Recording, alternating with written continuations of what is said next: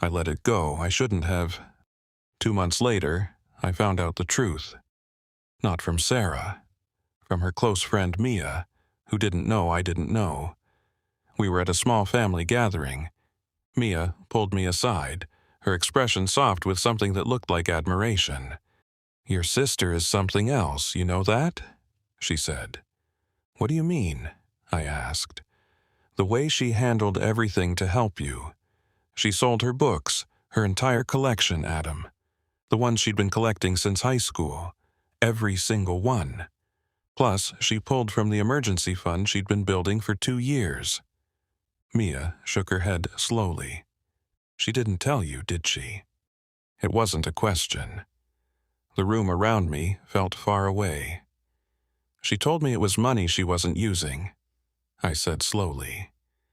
Mia looked uncomfortable now, realizing she'd said too much. "I'm sure she doesn't regret it, Adam. She told me herself she'd do it again without thinking." But I wasn't listening anymore. I was replaying every word Sarah had said.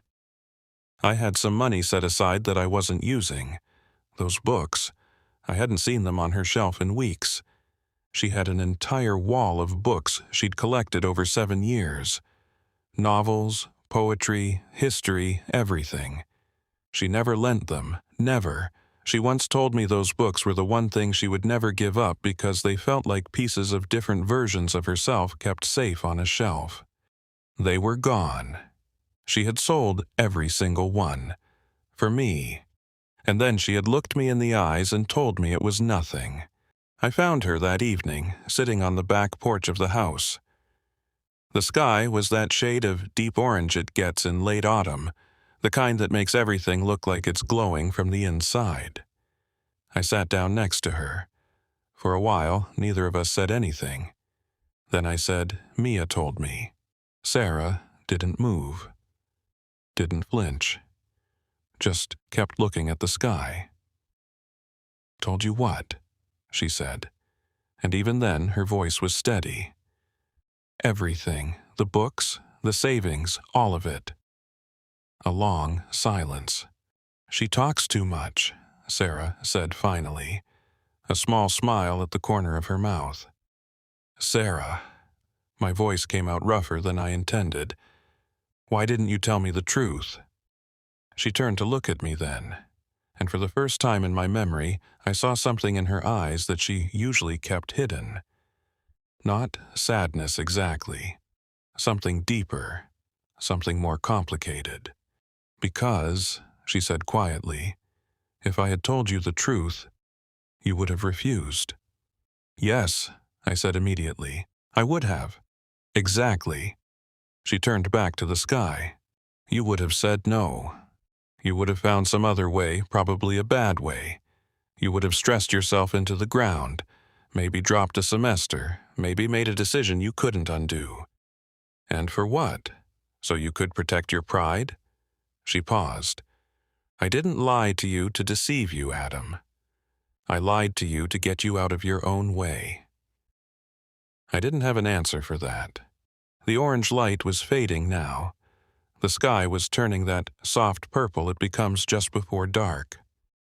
"I'm going to pay you back," I said. "Every single dollar, and I'm going to rebuild your collection.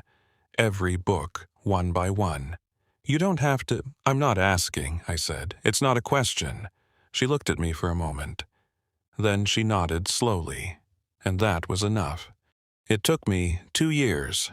2 years of part-time work, careful saving, every extra shift I could take without it affecting my studies. I didn't tell her what I was doing. I just worked. On the evening of the day I made the final deposit into her account, the full amount, every dollar, I sent her a single message. "Check your account." 10 minutes passed, then my phone rang. I picked up and didn't say anything. Just waited.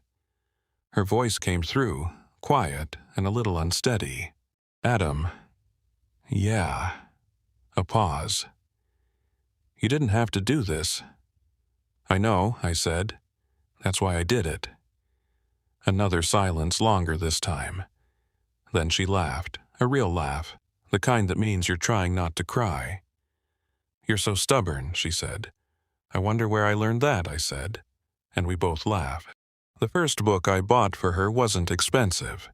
It was an old paperback copy of The Alchemist, the same edition she used to keep on the top left corner of her shelf. I found it in a small second-hand bookstore near the train station. The cover was slightly worn, the pages a little yellow, but the moment I saw it, I knew it was the right one. I stood there holding it for a long time, because suddenly I remembered something. Years earlier, when I was 15, Sarah had given me that exact book to read. I never finished it. I told her it was boring. She didn't argue, she just smiled and said, "One day you'll understand it." Standing there in that quiet little shop, holding a copy of the same book she had once handed me, I realized something strange. Back then, she wasn't trying to get me to read a story.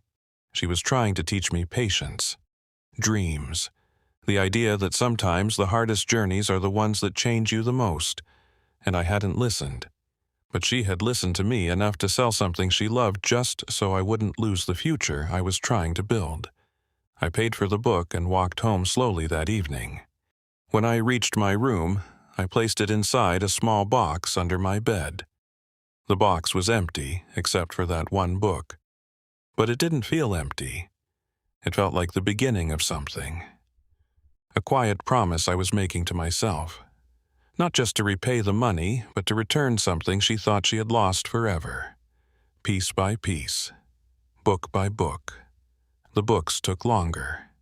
I didn't rush it. I tracked down every title I could remember seeing on her shelf. Slowly, carefully, one by one. Some were easy to find. Some took months. A few I had to order from other cities. I kept them all in a box under my bed and said nothing. On the day I finished, the day the last book arrived and I finally had them all, I packed the entire box and left it outside her bedroom door before she woke up. Sometimes, the people who protect you most are the ones who never let you see how much it cost them.